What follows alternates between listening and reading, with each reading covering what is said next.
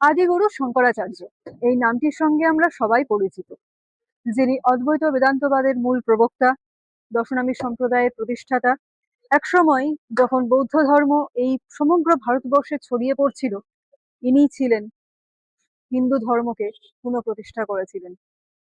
এই যে চারটি মঠ, আমাদের উত্তরে বদ্রিকাশ্রম, দক্ষিণে শৃঙ্গেরি, পূর্বে জগন্নাথ ধাম পুরী এবং পশ্চিমে দ্বারকা, এই চারটি মঠ সহ ভারতবর্ষের বহু মঠকে তিনি পুনঃপ্রতিষ্ঠা করেছিলেন। সেই আদি শঙ্করাচার্যের প্রথম মন্দির এই পশ্চিমবঙ্গের হাওড়া জেলায় অবস্থিত, টিকিয়াপাড়ার খুব কাছেই। সেই মন্দিরে আজ আমরা আছি। এই মন্দিরের মনোরম পরিবেশ ও সন্ধ্যা আরতি আপনার মনকে পবিত্র, শান্ত ও স্নিগ্ধ করে দেবে। এই মন্দিরের একজন সদস্যের কাছ থেকে এই মন্দিরের ইতিহাস এবং যে প্রতিষ্ঠা বা এই মন্দিরে কি ভাবে পুজো হয় না হয় সেইগুলো বিষয়গুলো আমরা এখানে জেনে নেব।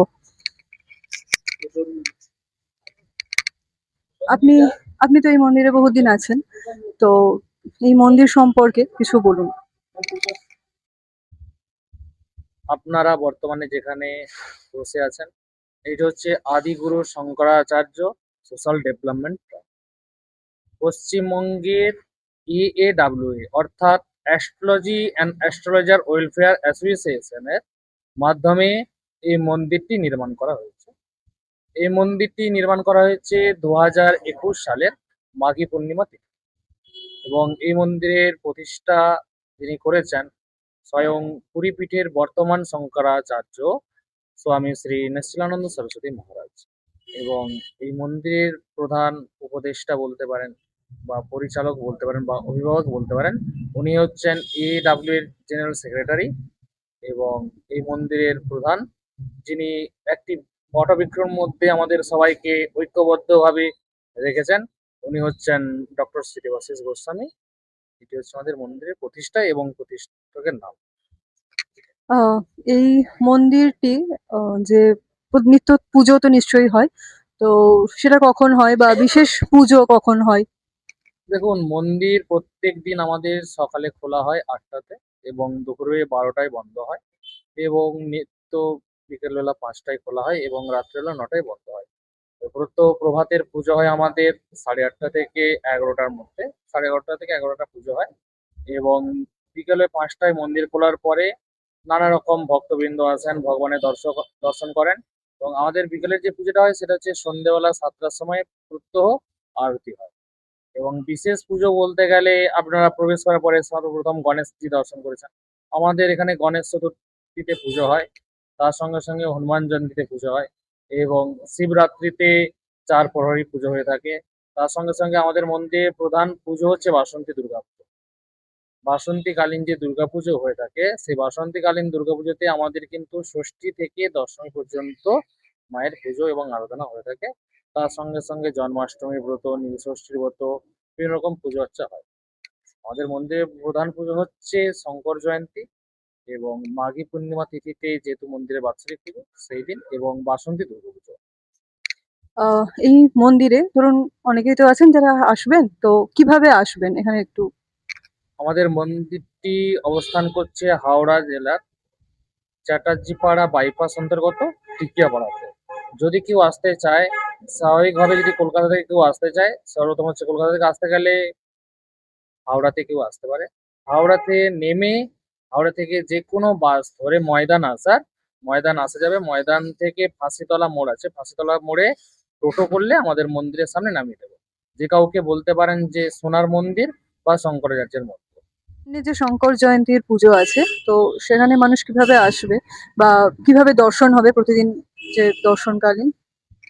আগামী 21 তারিখ শ্রীমদ ভগবত পাদ আদি জগৎগুরু শঙ্করাচার্য এই ভূলোকে ধরাধামে ভগবান শিব স্বরূপ আবির্ভাব হয়েছিলেন।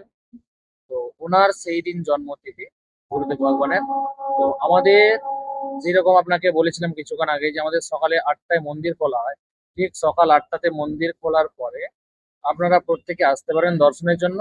আমাদের প্রধান পুজো শুরু হবে সকাল 10টা থেকে। গুরুদেবের স্নান, অভিষেক, পূজন, হবন, যজ্ঞ, নাম সংকীর্তন এবং ভক্তদের প্রসাদ বিতরণ 10টার পর থেকে শুরু হবে। হুম। আহ, এই মন্দিরটি যাকে নিয়ে আদিগুরু শঙ্করাচার্য, তো তার সম্পর্কে আপনি একটু কিছু বলুন। ভগবৎপাদ আদি জগদ্গুরু শঙ্করাচার্য হচ্ছেন ভগবান শিব স্বরূপ এবং শিবের অংশ থেকেই ওনার জন্মগ্রহণ। ভগবৎপাদ আদি জগদ্গুরু শঙ্করাচার্যের জন্ম হয়েছিল কেরালার একটি ছোট্ট গ্রামে। ওনার পিতার নাম ছিল শিবগুরু এবং মায়ের নাম ছিল আর্যাম্মা। ভগবৎপাদ আদি জগদ্গুরু শঙ্করাচার্য ছোটবেলা থেকেই খুবই ধর্মপরায়ণ ছিল এবং দেবী এবং দেবতাদের প্রতি খুবই ধর্মপরায়ণ ছিল। খুবই অল্প বয়সে ভগবৎপাদ আদি জগদ্গুরু শঙ্করাচার্যের পিতা মারা যায়, অর্থাৎ শিবগুরু মারা যায়। শিবগুরু মারা যাওয়ার পরে ওনার মাতা আর্যাম্মা ভগবৎপাদ আদি জগদ্গুরু শঙ্করাচার্যকে গুরুকুলে পড়ানোর জন্য ওনাকে পাঠান। পাঠানোর পরে উনি গুরুকুলে থাকাকালীন বিভিন্ন ধর্ম শাস্ত্র ন্যায় নীতি সব শ্রবণ করেন। শ্রবণ করার পরে ওনার মায়ের কাছে আজ্ঞা নিতে আসেন যে আমি সন্ন্যাস নেব, কারণ যখনই কোনো সন্ন্যাসী সন্ন্যাস নেয় পিতার অনুমতি না হলেও চলে, কিন্তু মাতার অনুমতি বিনা সন্তান কখনোই সন্ন্যাস নিতে পারে না। তো 9 বছর বয়সে উনি ওনার মায়ের কাছে আসেন, সন্ন্যাস গ্রহণ করেন। 8 বছর বয়সে উনি আসেন ওনার মায়ের কাছে সন্ন্যাস গ্রহণ করেন। তো 8 বছর বয়সে যখন উনি ওনার মায়ের কাছে আসেন সন্ন্যাস গ্রহণ করেন, তো ওনার মা সর্বপ্রথম কোনোভাবেই মত দেননি সন্ন্যাসে। যে কোনো মাই কখনো চাইবে না নিজের কোল খালি করে নিজের সন্তানকে সন্ন্যাসের পথে দেওয়ার জন্য। তো উনি বিভিন্ন প্রকার বিভিন্ন ভাবে ছলনা করার সঙ্গে সঙ্গে, ছলনা বলতে গেলে ধর্মের ক্ষেত্রে যদি কেউ ছলনা করে, অর্থাৎ সেটা যদি ধর্ম পরিপ্রেক্ষী হয় এবং সেই কারণে যদি কারো ক্ষতি না হয় এবং তার দ্বারা যদি কারো ভালো হয়, তো সেখানে কিন্তু সেই ছলনাতে কোনো প্রকার পাপ বা দোষ লাগে না। এবার অনেকে এখানে ভাবতে পারে উনি ছলনা করেছেন তাহলে উনি মিথ্যাচার ছড়িয়েছেন, কিন্তু সেখানে আপনাকে বলে রাখি যে উনি কিন্তু ধর্ম রক্ষার ক্ষেত্রে সন্ন্যাস গ্রহণ করেছেন। এই ক্ষেত্রে কিন্তু উনি কোনো রকম পাপ করেন। তো ওনার মায়ের কাছ থেকে আজ্ঞা পাওয়ার পরে উনি সন্ন্যাস গ্রহণ করেন। সন্ন্যাস গ্রহণ করে উনি বিভিন্ন স্থানে ধর্ম নিয়ে পুনরায় জ্ঞান প্রাপ্ত করা শুরু করেন। জ্ঞান প্রাপ্ত করার পরে যখন বিভিন্ন স্থানে উনি ভ্রমণ করতে থাকেন, তখন দেখেন বিভিন্ন পন্থার ব্যক্তি, বিশেষতভাবে যারা বর্তমানে বুদ্ধিস্ট বা বৌদ্ধ ধর্ম নিয়ে প্রচার প্রসার করছেন, ওনারা কি করেছেন, সনাতন হিন্দু ধর্মের বেদ, বেদাঙ্গ, অর্থাৎ বেদ বলতে আমরা 4টে বেদ বুঝি, ঋক, বেদ, সাম, যজুর, অথর্ব। এবং বেদাঙ্গ বলতে নিঘণ্টু, ব্যাকরণ, জ্যোতিষ, এই সকল শাস্ত্রকে এক এক করে ওনারা বিনাশ করেন। কারণ ওনারা বলতেন যে জীবের মধ্যেই পরম ব্রহ্ম অবস্থান করছে, তাহলে মূর্তি পুজোর কি লাভ? ভগবান যদি নিরাকার হয় তাহলে মূর্তির কি অবস্থা? তো যারা বুদ্ধিস্ট ছিলেন তারা একে একে দিনে দিনে কিন্তু প্রত্যেকটি মঠ মন্দিরকে ধ্বংসাবশেষের পথে নিয়ে যান। তখন ভগবৎপাদ আদি জগদ্গুরু শঙ্করাচার্য পুনরায় প্রত্যেকটি পন্থার ব্যক্তির সঙ্গে শাস্ত্রার্থ করা শুরু করে যে ব্রহ্ম এক, ব্রহ্ম এক, ব্রহ্ম অভিন্ন কোনো কিছুই নয়। এবং সে কারণে উনি পরবর্তীতে অদ্বৈত বেদান্তের স্থাপনা করেন। তার সঙ্গে সঙ্গে কিন্তু উনি পুনরায় প্রত্যেকটি মঠ মন্দির পুনরায় স্থাপনা করতে শুরু করেন। এই সকল করতে করতে করতে করতে বিভিন্ন স্থানে ভারতের কাশ্মীর থেকে কন্যাকুমারী পর্যন্ত উনি নিজ পায়ে হেঁটে পুরো ভ্রমণ করেন এবং নিজে 32 বছর বয়স পর্যন্ত উনি জীবিত ছিলেন। 32 বছর বয়সের পরে উনি পরলোক গমন করেন। তার মধ্যে উনি বিভিন্ন রকম শাস্ত্র, বিভিন্ন রকম মঠ মন্দির, তো আপনাকে বলেছি প্রথমে স্থাপনা করেছেন। তার সঙ্গে সঙ্গে উনি যেটি স্থাপনা করেছেন সেটি হচ্ছে দর্শনামী সম্প্রদায়। আজ বর্তমানে আপনি যতগুলি সন্ন্যাসী এবং সাধুদের দেখতে পান, প্রত্যেকেই কিন্তু দর্শনামী সম্প্রদায়ের মধ্যে যুক্ত।